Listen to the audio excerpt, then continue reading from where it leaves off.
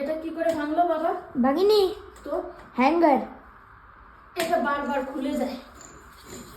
এই শীতের মধ্যে বাঁচা যাচ্ছে না, আবার বৃষ্টি শুরু হয়ে গেছে, ওই জন্য ভিতরে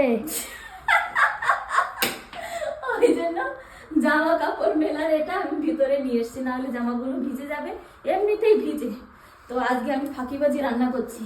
এই দেখো, আলু আর ডিম সিদ্ধ দিয়ে ভাত রান্না করছি, আর হবে মাছ ভাজা। ফ্রিজ থেকে এখনো মাছ বের করিনি, ভাত হতে হতে ততক্ষণ বরফ গলে যাবে, জলের ভেতরে ভিজিয়ে রাখলে বের করে নি।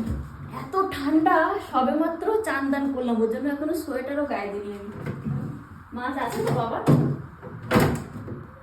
সবজি নিয়ে এসছে বর, এখনো কোনো কিছুই আমার গোছানো হয়নি। এই দেখো, এই কটা মাছ আছে, ভিজিয়ে রাখবো, 2 পিস ভাজা করব, আমি আর আমার বাবা খাবো। আর বাদ বাকি মাছের মাথা আছে 2টো, ওই মাছের মাথা দিয়ে বাঁধাকপির মুড়ি ঘন্ট রান্না হবে। সবজি দেখবে কতগুলো সবজি নিয়ে এসছে, ওই দেখো নিচে, সব টেবিলের নিচে রেখে। ও বাবা, আমার পাছায় কুলো বেঁধে গেছে।